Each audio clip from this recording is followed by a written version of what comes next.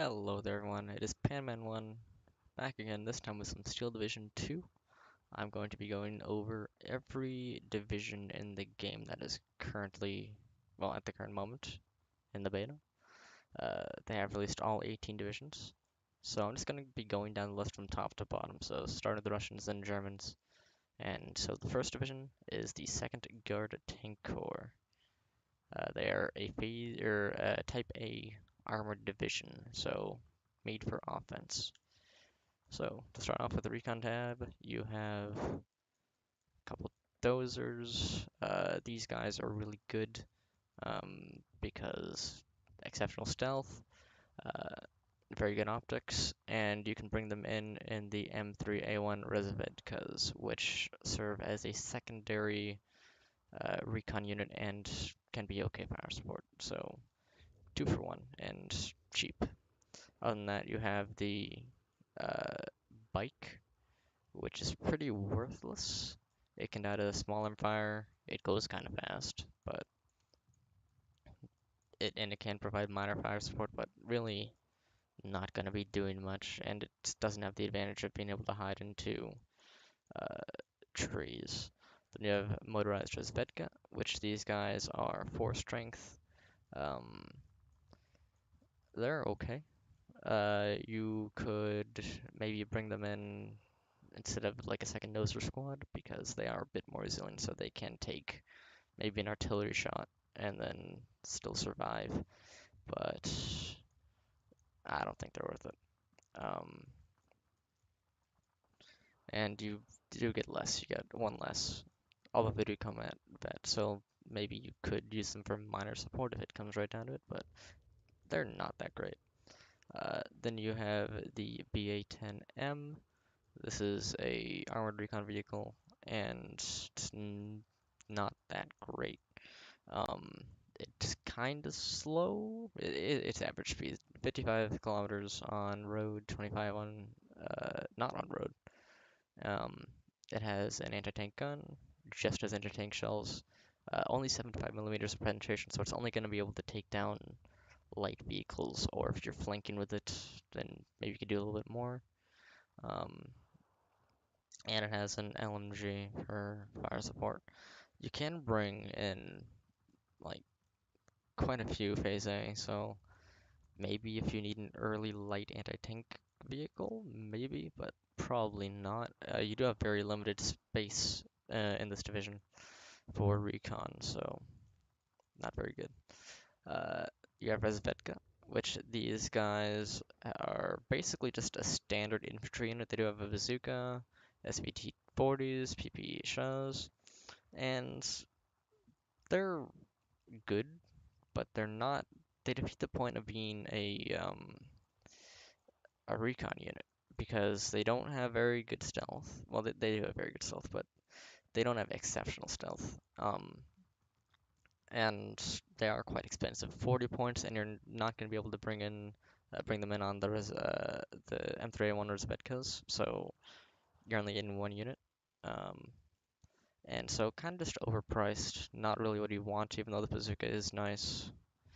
I mean, maybe if you just need a little bit more infantry on the front line, they could, or if you're fighting like a town, since having small squads in a town isn't that great, you could bring them in, but probably not good. Then you have the T-34-76 Resvedka. This is just a T-34 but recon. Um, if you really need more tanks, I guess. But other than that, you don't have much space, so not really that great of an option. It's much better bringing the dozers. Plus, it's nice to have, cheap scout. Infantry tab, you have Guardia. These guys are nice and cheap, 20 points for a MG Moisenigans, which are pretty useless, just good for pinning stuff, and then 2 Pipishas. And they come with anti-tank grenades, so they're just going to be sort of good to spam out on the front line. You are able to bring quite a lot as well, 9 in Phase A with no vet. Uh, then you have Sappers. Sappers are sort of the counterpart. 5 more points for a better set of rifles, and they have TNT for close range, so good to fight in towns and for sort of long range engagements. Um, in forest, stuff like that. Then for command, you have Tenkyo Kamachi. These guys are just, standard PP Sha with anti-tank grenades. They're fine. Um, I do like to bring in command on the Dushkas because it gives you a little bit more bang for your buck. You get some light fire support and some like light anti-air support from the Dushka, and so that can be kind of useful. Although it does raise the price a little bit, so it's optional. It depends how much you're starved for anti-air. Then Superior Commodity. These guys just come with they're 3 strength, come with a couple rifles and an SMG and a Panzerfaust. So if you really get pushed back, these guys can sort of help out, and they can come in a armored personnel carrier, which is good. Um, then you have Guardia. These guys are just your standard line infantry. Pipisha, 8 Moistened Nagants, 2 LMGs. This is where you're going to get most of your value.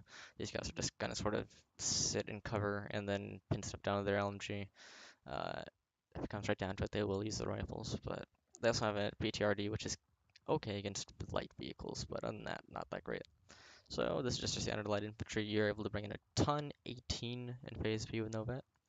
Then more superior, and some Armachiki. These guys are nice to just put in like a force or something. Just 10 PPSHs and some anti-tank grenades. 6 of them actually, so pretty good. These guys are nice, 10 strength, just good for clearing out infantry. For other stuff, you have the Superi. These guys have 4 PPSHs, a TNT, and a Panzerfaust. So they're just kind of too small to be any good, and very close range, obviously. So I could try to pull off some ambushes, like in a forest or something, but other than that, not that great. Then you have Tenka Desaniki. These guys are 8 PPSHs and smoke for 8 strength.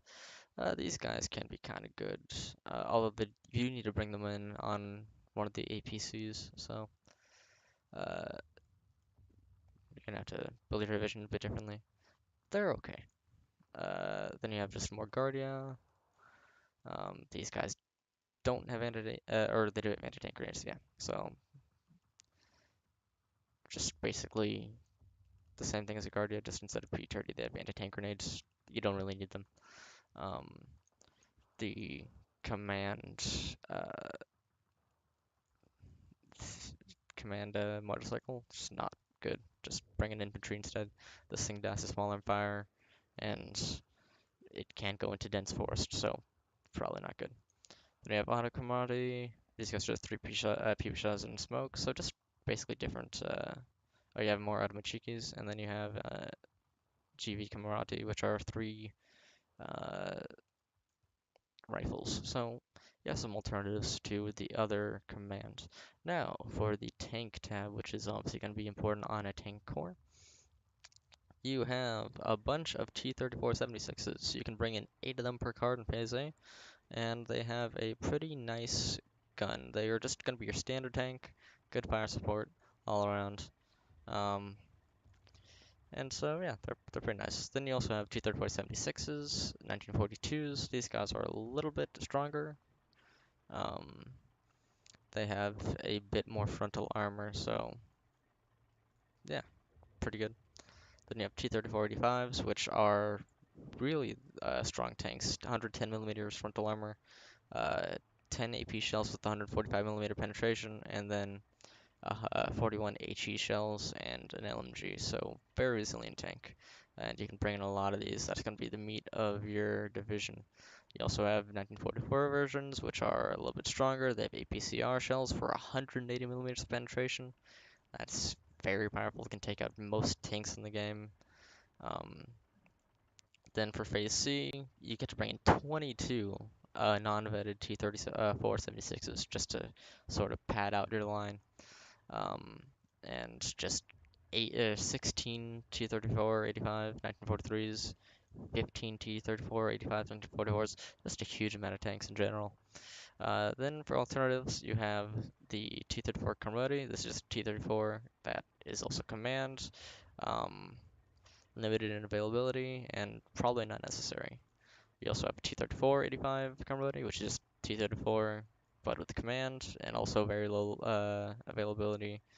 You can only get a maximum of 3 in phase C, so not that great. And you also have more T-3045s and T-34 or 1944 and 1943s, which are just gonna pad out your armor if you need any more. This is more than enough armor though, so I would not recommend going over like this amount of armor. Maybe even cutting down a little bit of armor to go for other stuff might be good. As far as support goes, you have combat. This is going to be a commander, which is pretty good. I like only bringing in commanders for phase A and phase B because that's probably more than enough to cover the parts of the map that matter. Then you have supplies, bring them in phase B and phase C to get a huge amount of them. Then you get your combat, which is just another commander. Other than that, you have Akanamachiki, which are your flamethrower infantry. I find these guys too weak and too close range to do much, so I don't really like them. Also, you can bring in 9 of them, so yeah, maybe you can spam them, but not that good. Then you have the Maxim, which is 1000 millimeter range machine gun. It's probably not necessary. It's better to just bring in you know, an actual squad of infantry than just one support gun, and it's better to bring in the SG-43 because this thing does have 200 extra meters of range, which is pretty good. Um, and it does have a higher rate of fire, so this is probably just a better gun all around. Then you have some fire support guns, infantry guns. They have heat shells, which have 90 millimeters penetration, and HE shells. So if you want extra fire support, you can bring in these. You can bring in 6. It's probably better to bring these in the vet actually, or 1 vet because you only lose 1 in phase A to get +1 vet on all of them, which is pretty good. You generally don't get that good value on vet. But these guys are kind of just underperforming in general, so I wouldn't recommend them. Then you have the M3A1 Combat for phase C, which can be good, and then you have the ISU 152, which you can only bring it in never mind. You can bring it in phase A to get 1, phase B to get 2, phase C to get 4, and changes with that. This thing is a beast, although it is only for anti-infantry, not good against tanks. Has no penetration. It has 125 millimeters of frontal armor, so it can survive a lot of hits as long as you hit it in the front. Um, and the HE shells will basically wreck any infantry squad from pretty far range, 2,000 meters. Not very accurate though, but that doesn't really matter because this thing has quite a large blast. Then it has a Dishka, which is probably not going to see use. The only problem with this is that it is very expensive uh, and kind of slow and not really that great. Like, it's better just bringing artillery if you really want to destroy infantry. I don't see a use for this in your division. Maybe you can experiment with it, but I haven't found a use for it yet. Anti-tanks, you have Panzerschrecks, which are just captured Panzerschrecks. I like these guys. They are good for ambushes. Uh, they do 6. They have 6 rounds of 200 millimeter penetration. So even if you take out 1 tank for 30-point unit, you're getting good value, and you can probably get more than 1. It depends on the situation, but I like these guys quite a bit. And you can get 4 in phase A with no vet, and definitely gonna want to bring this in on the D's zip because 105 millimeters road speed. You want these things to get into the battle as quick as possible. Then you have some M42s, which are just sort of your light, sort of ambushing um, anti-tank guns. 100 millimeter penetration with the APCR shells, which will take out a lot of vehicles. And then, but you only have 4 of those. And then for the rest of that, you have AP shells, 4 to 6 of those with 75 millimeter penetration, which is going to be really good for hitting side shots. Although it's probably gonna have a bit of trouble taking on the frontal armor, especially if you're fighting heavy vehicles like Tigers. Then you have the ZIS 57 millimeter. This thing has 185 millimeter penetration with its 6 APCR shells, which will take out pretty much any vehicle in the game. Then it has 44 AP shells with 120 millimeter penetration, which will also destroy a lot of vehicles, only having trouble with the toughest of vehicles, and that's gonna do you some pretty good work. So yeah, like these guys, bringing in three of them in phase A and six of them in phase B. Then to pad out the remainder of your anti-tank needs, you might want to bring in some Su-85s. You can get quite a lot of these, 8 of them in Phase B with no vet.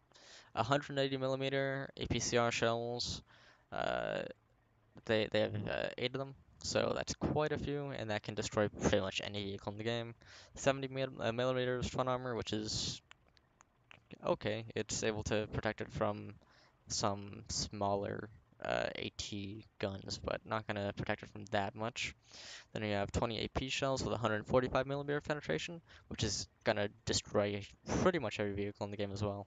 So, going to have a lot of killing power on this. And then you have HE shells for just combating infantry, which is okay. But these guys are going to be good for just sort of padding out your end game. Other than that, you have PTRS 41s. These guys are 20 points for PTRS and 1 PP shot. These guys are pretty worthless. You're able to bring in a bunch of them though, but they're pretty useless. Because the PTRS only has 35 millimeter penetration, so even if you side shot or back shot, it's not going to kill most vehicles. It's only going to kill light vehicles, which isn't that great. So I'd pass on these guys. Then you also have the ZIS 376 2 millimeter, and this thing has less penetration on pretty much everything, but it can also serve as an artillery gun, which is nice, but it's not that great. Um, so the problem with this is that for AT guns, like for 5 points less, you can get an AT gun which will take up pretty much any tank in the game. And so this, having the 13 HE shells, which isn't even that much to shell infantry, it's not going to help it out that much. You'd much rather have just tank killing power. Then for anti-air, you have uh, some Zenarks, 37 millimeter anti-aircraft guns. These guys are gonna have pretty long range and gonna force off all the air that's gonna be coming at you. So you can bring in 4 of them phase A, not 6 of them in phase B, and you can bring them in on the Dushkas, which is kind of nice. You're getting 2 anti-air units for 1, even if one of them is kind of weak. It's also a nice fire support gun. Then you also have, for secondary options, the Dushka, which is pretty bad. Uh, if you're gonna bring this in on anything, I'd recommend bringing it in with another unit like this. Then you're just getting more value. Alone, it's not that good. Then you have the Maxim 4M, which is also not that good. Uh, Costs 20 points. Kind of low range for an anti-air gun. Low damage. Maybe if you just need something to force something off really quick, you can get a lot of them. Well, actually, not a huge amount. Only 6 of them phase A, 12 of them phase B. So, yeah, not that great. Then you have the CSU M17, which is actually pretty good. You can bring in you probably want to bring these in phase B because you can get 6 of them. And they have a 1,800 millimeter range, which is better than your other anti-air guns. And well, it's kind of the mid-range between the Maxim and the 37 millimeter. And it is mobile, which is nice because if you have to move them from place to place, then you can do that. Uh, okay damage, more damage than the 37 millimeter, and so it's gonna be good for forcing stuff off. I might actually switch out one of the 37 millimeters for this, but yeah, definitely a possibility. Then for artillery, you have the 76 2 millimeter howitzer. This thing is also able to bring in AP shells, but you're going to be mostly using this for artillery. 70 points for, you know, covering the entire map. It's pretty good. You can also smoke with it, so very versatile. You can bring in 4 of those in phase A and 8 of them in phase B with no vet. You probably don't care about vet in artillery because as long as it hits in the general area, you're going to be pinning stuff and that's going to be doing good. Then you have Katyushas. These things are really good. You just gotta, you know, keep them protected because they will die to anything. But and you do need to plan for these things, but they will absolutely obliterate regions of stuff. And you're probably gonna be bringing them in phase B, phase C, so you can get enough to actually make a difference. Then you have artillerists, which these guys will just 6 strength, 20, so okay for them. They're not that great, but they will make your artillery more accurate, which can be useful, but I don't think they're necessary. Especially in this division where you're not bringing in a huge amount of artillery. Then you have some command. This is a bigger command squad. So if you want more infantry space, then hey, maybe a good idea. This is also going to be quite a, like, this can also serve as frontline infantry if you're really desperate, and it can take some shots because it's 10 strength, so that's kind of nice. Although the actual division itself has moistened guns, which is pretty bad. You have some short range mortars here. I don't think they're very good. Um, for 30 more points, you're able to get artillery that covers the entire map. So, eh, don't particularly like it. And then you have that uh, on the back of a motorcycle, which is actually better because you can just fire with it and then move, which will prevent counter batteries, but has the same problem with the mortar. It's low range and doesn't have a huge amount of shells. Then you have a bigger mortar. This thing costs 60 points. The problem with this though is that you don't have much availability. Only 3 of them phase A no vet. They do have still limited range, although they're still going to hit the majority of things they need to hit. And they do have some 120 millimeter shells, so I think that is better than these. Yeah. Um, but I still don't think they're worth it. Um, Then you have the F-22s, just more of those, and Su-76s. This is basically the F-42 or F-22, but on wheels for 25 more points, which is probably not worth it. And then you have the GZIP off-map artillery, and this has a field battery, 152 millimeter, which I don't think off-map is as powerful in this game as it was in Steel Division Normandy 44. It is an option though, but I think that with your Katyushas and your howitzers, you're gonna be fine. So probably not necessary. Then for air, you don't have a very impressive air tab with this division. Just some yaks, which you're able to bring in 3 of them at 2 vet in phase A, which is very nice. Um, and then you can bring in yak 9s for phase B, 6 of them. And these are gonna take care of all your anti-air needs really. Other than that, you have the scout aircraft, which is kind of useless. It does have bombs for, I guess, light infantry support, but it's really slow and not that great. This thing's gonna get shot out really quick. You have the a light bomber here, um, a dive bomber. Uh, it has some light bombs and some machine guns, but you're, it's not that great. You don't have much space for air in this division anyway. Um, you have the same thing, but with rockets. This thing's probably better than the IL-2 for only 5 more points. And this thing's viable, but I don't know how viable. So I'd still just recommend bringing in, you know, your aircraft. You also have the Yak-9T Normandies, which for 10 more points than the Yak-9 Normandy, give you uh, a cannon on the nose instead a better cannon on the nose.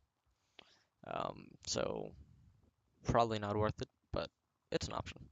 Then you have some pretty big bombers here. This has 600 kilogram bombs, a couple MGs to keep itself safe, but it's only 600 kilogram bombs. 100 kilogram bombs aren't that good.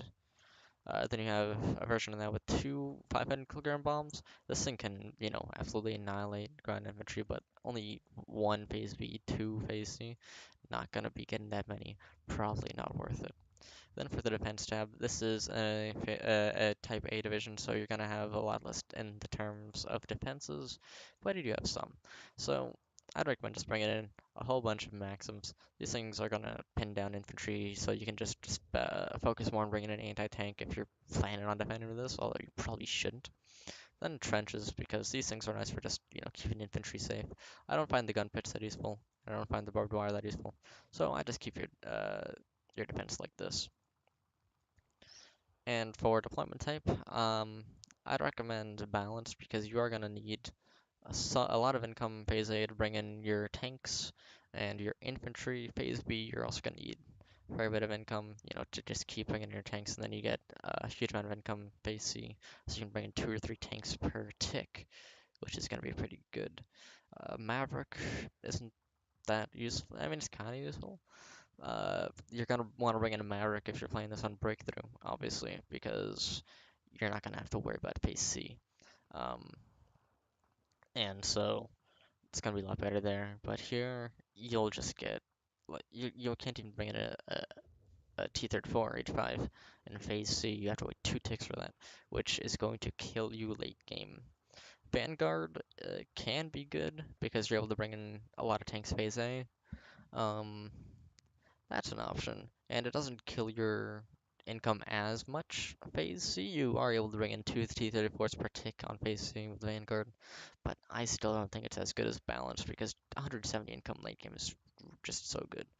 Juggernaut, um, I think it's too slow phase A because sure you'll be able to bring in 2 tanks phase A, which is still okay. It's 10 points less than balanced, um, and but that's still 100 points less over the course of phase A. And then you have 200 points less over the course of phase B, which is quite a bit. Although you do get only, the payoff for that is only 30 more points phase C. So I think having that tempo early game is a lot better than just being able to go overkill late game. So anyway, thanks for watching, and I will be continuing to go over the rest of these later on. So see you guys then.